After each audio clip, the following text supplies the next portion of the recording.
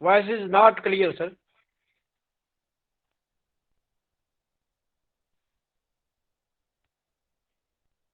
Open your mic. Mic is closed. Hello? Yes, yes. Now it is clear. Okay, thank you, thank you, thank you. Thank you. You're welcome to today's webinar to be presented by Dr. John Kennedy Nothen. I'm presenting on a topic on research laboratory. Research laboratory is a laboratory used primarily for research, development, storage, examination, or testing of one or more biological agents by or under the direct supervision of a technically qualified individual.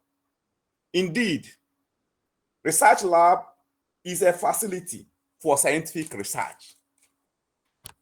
In other words, research laboratories are spaces or rooms to execute experimental tasks which aim at new discoveries and advances in sciences.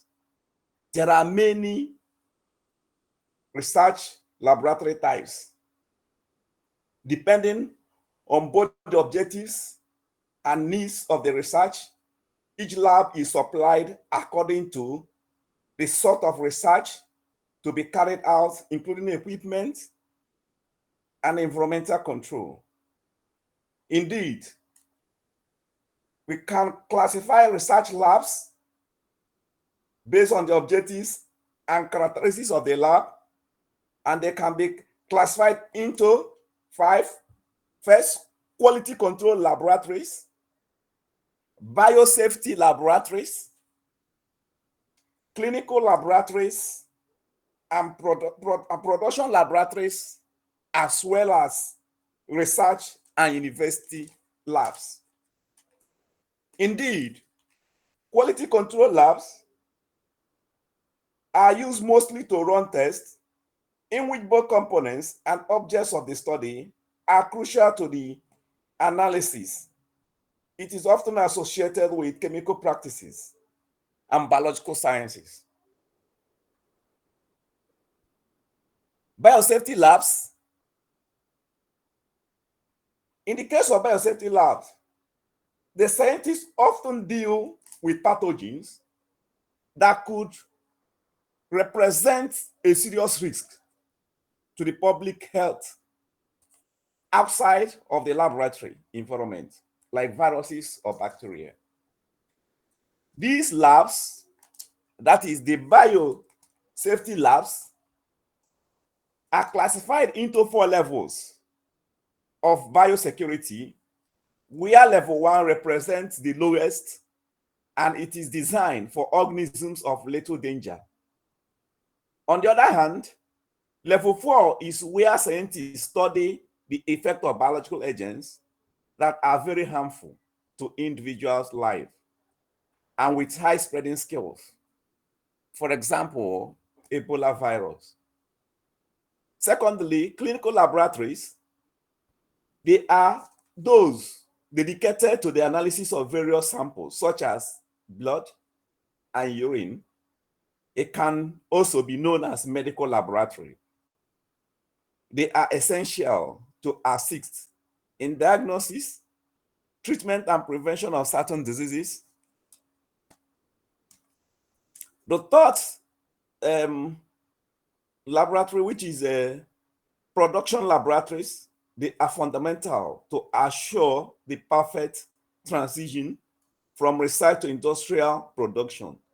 They are common in industries such as biotechnology and pharmaceutical industries. The last type of research laboratory, which is research and university labs, this laboratory focuses on science or humanities. The role of the professionals is to work alongside postdoctorates and principal investigators.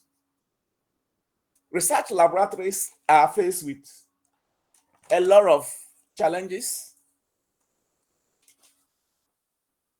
Most research laboratories have outdated equipment, so they need to be updated, because there's no research lab where one will carry a good research without the research being well updated. So in each of the research laboratory, there is need to update the equipment. Though sometimes we are faced with challenges of funding, because funding is one of the things that can affect research studies. So we need, in research laboratories, there is need for it to be funded very well, so that the personnel can be able to carry out research effectively. And finally, there is no way we can do a good job without having a good research laboratory. Having a good research laboratory is linked to effective discovery, new discovery, and effective treatment in terms of the ones that need quick treatment. So, ladies and gentlemen, I want to thank Dr. Mohammed Akram, who has been in the vanguard of disseminating research. He has been in the vanguard of spreading and disseminating knowledge. I want to thank him for his contributions to the world of science. I pray that we will have enough grace to continue in his good work. And I pray that may God help him, so that all his efforts, all his good gesture, that he shall reap it to the glory of God. I want to thank all of you for listening. Thank you. I remain Dr. John Kennedy Nothen. Thank you.